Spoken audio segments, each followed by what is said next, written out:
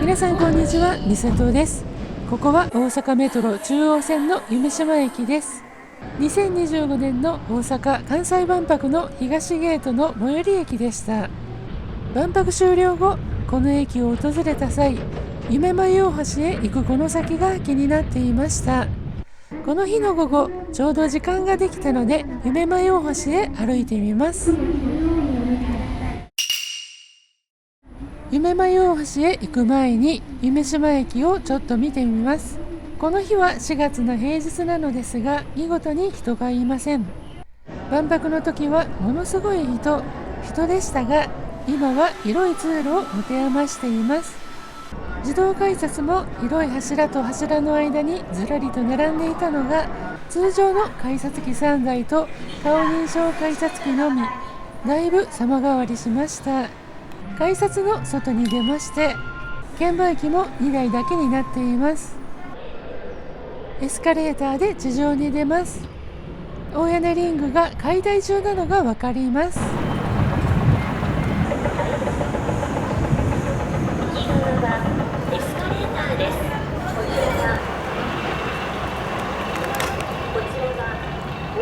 万博の名残巡りはこの辺にしまして、そろそろ夢舞大橋へ歩いて行きます。夢舞大橋はこちらと出ています。 Google マップで見ると、左下が今いる夢洲駅、その上に夢舞大橋があります。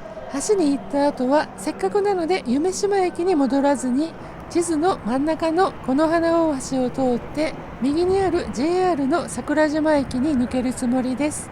ただいまの時刻は14時32分。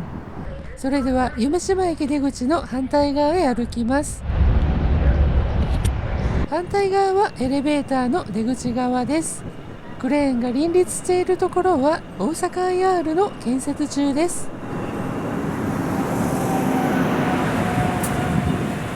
道路の方に出ていきまして、右折して歩きます。ちなみに夢舞大橋はこの白い橋です。この辺から見ると大屋根リングが途切れ途切れになっているのがわかります。道路の坂になっている横を歩いていくと、夢洲駅の駐輪場がありました。結構離れた場所にあります。駅から5分ぐらいだったと思います。ここから歩きでこの花大橋西詰というバス停まで歩くつもりです。そこまでは徒歩35分と Google マップが教えてくれています。今歩いてきた方向から左方向へ行きます。高架のスロープの下を抜けます。正面に夢舞大橋が見えているので迷いようがないですね。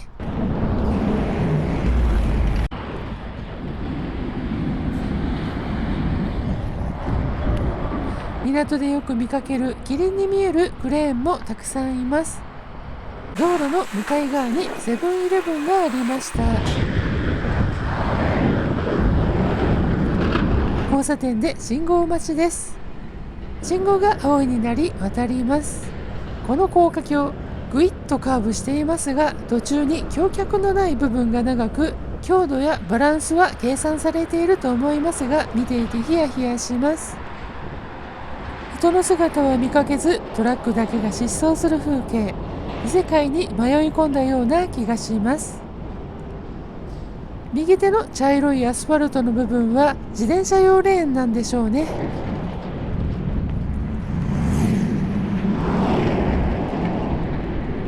徒歩と自転車の専用ルートの入り口です。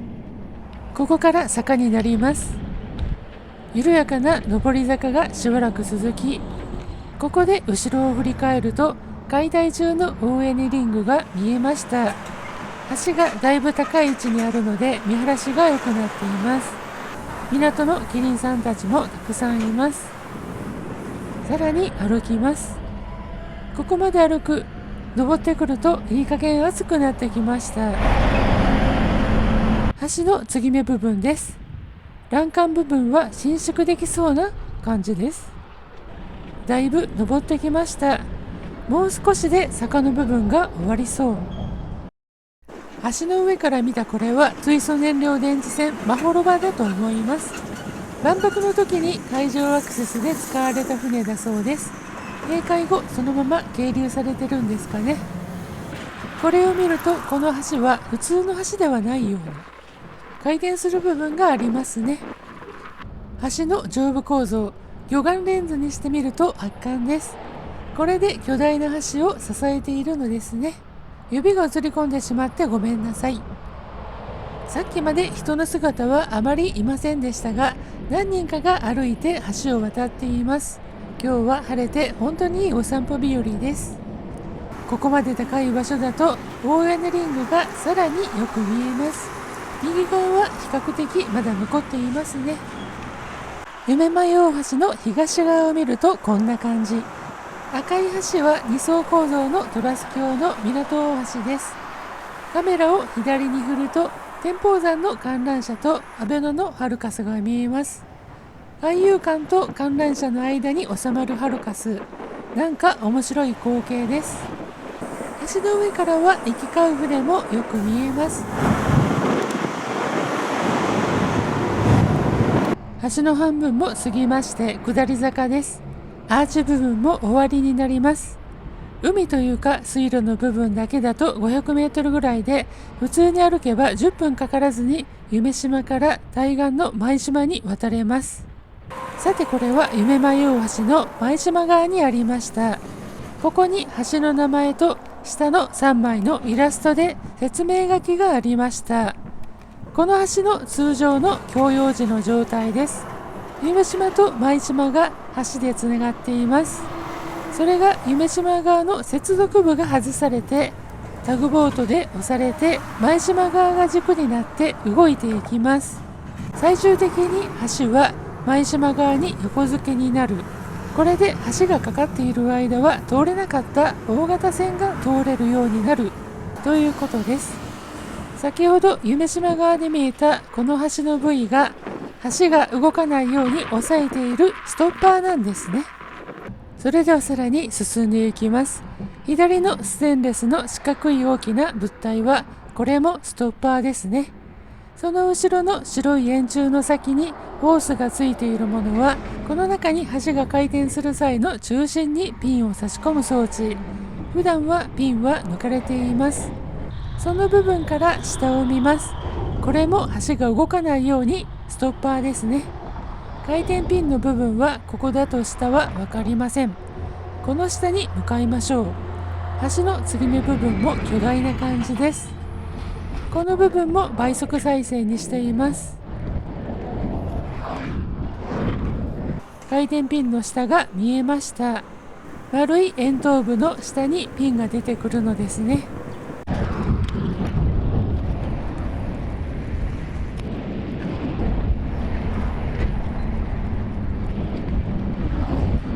こうして夢舞大橋を渡り終えて橋の下を戻る形になります。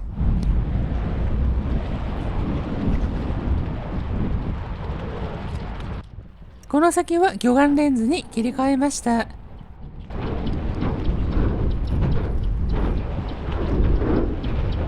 海べりまで来ました。下の部分はこうなっています。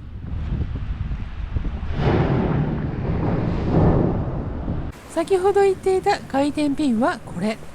ピンが下に刺さり、ここが中心軸になって橋が舞洲側のここに横付けになるそうです。ということで夢舞大橋自体は浮いているということですね。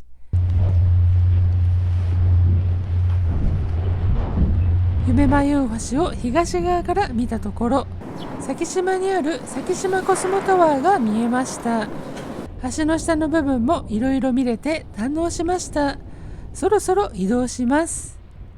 途中からバスに乗りますが、発車時間まで20分を切り、少々心もとなくなってきました。ということで先を急ぎます。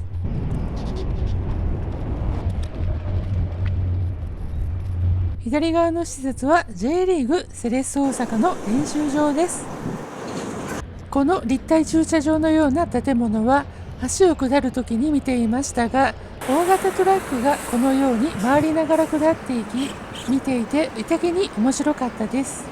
プロロジスパーク大阪2というマルチテナント型物流施設、賃貸用の物流施設で複数の企業が入居しているそうです。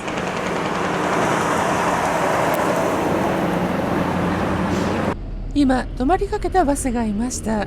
横を見るとバス停があります。セレッソスポーツパーク舞島というバス停でした。先ほどのセレッソの施設の最寄りバス停、夢舞大橋に一番近いバス停、北港観光バスとなっています。行き先は JR ユニバーサルシティ駅経由の JR 桜島駅行きとなっています。日中は1時間に3本のバスがあり、まあまあ使い勝手は良さそう。バスのルート図です。運賃は大人230円均一、IC カードは使えないそうです。私は大阪シティバスに乗る予定だったので、そちらに向かいます。今のバスに乗ってもよかったのですが、乗れなかったので、元々のプラン通りのルートで行きます。道の左側にも大和ハウス工業のマルチテナント型物流施設がありました。他にも物流施設が何か所かあります。さすがは港湾地区ですね。こちらの派手なデザインの施設は大阪広域環境施設組合舞島工場。平たく言うとゴミ処理施設です。見学もできるそうで無料ですが要予約です。夢舞大橋を渡ってきて見学するのも良さそうですね。今回はもう夕方16時になるので先を急ぎます。次の交差点近くにバス停です。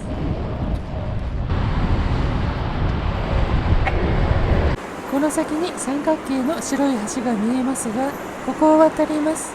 この花大橋と言いますが、橋の手前のこの花大橋西詰バス停から乗るつもりでした。ですが、こちらより一つ手前のバス停の舞島東バス停の方が近そうなので、そちらに向かいます。地図があったので見てみました。舞島東バス停の方がやはり近いですね。ということで、舞島東バス停です。先ほどの北港観光バスのバスが来ましたが、ここには止まらないようです。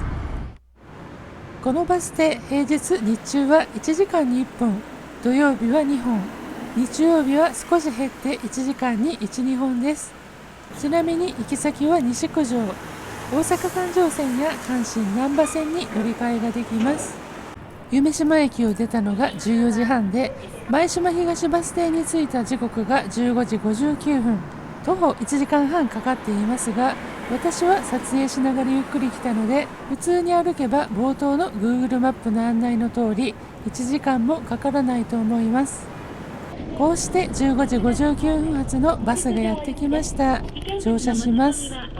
車内は立ち客が出るほど乗っていました。私が乗るつもりだったこの花大橋西詰バス停です。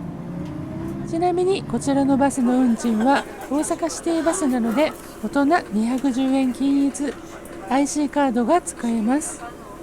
こちらにもド派手な建物がありますが、これは大阪市建設局舞島スラッジセンター下水汚泥処理場だそうです。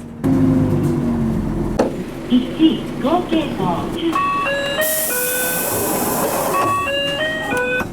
明治時代の浅草の凌雲閣を思わせるような建物、舞島給水塔だそうです。バスの車内は混んでいて賑やかです。こうしたバスはこの花大橋に差し掛かります。向こうに見えるのは常吉大橋、あちらは歩いて渡れます。こちらのこの花大橋も以前は歩行者も通れたのですが、万博開催前に6車線に車道を拡幅して今は歩道がありません。また歩道に戻すみたいですが、令和11年3月まで歩道利用ができない予定だそうです。2つのアーチ橋がかかっている高架は阪神高速5号湾岸線。この花大橋も結構高さがあるので、そこそこ景色が楽しめます。この橋の長さは 1570.6 メートルだそうですが、バスに乗ってしまえばあっという間ですね。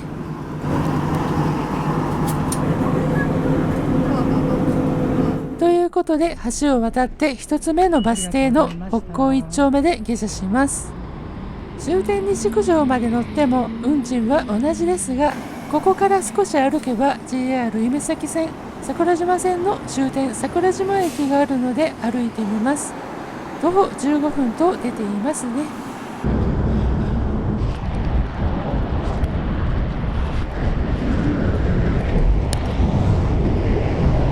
ここから桜島駅へはこの高架下の交差点を渡ってまっすぐなので迷うことなく歩けます。赤信号に変わったので対向車線の真ん中で待っていました。青になって交差点を渡ります。歩いているこの左側はユニバーサル・スタジオ・ジャパンユニバです。このすぐ左はユニバの駐車場のようです。こんな歩道がずっと桜島駅近くまで続きます。4月の終わりでツツジが綺麗な時期でした。途中にあったユニバの駐車場の出入り口、平日の16時過ぎですし、出入りはありませんでした。さらに歩きます。次にユニバのメインサービスゲート。サービスの名の通り関係者の出入り口でお客さん、ゲストの方は入れません。また歩いていきまして、この辺りで桜島駅まであと6分になりました。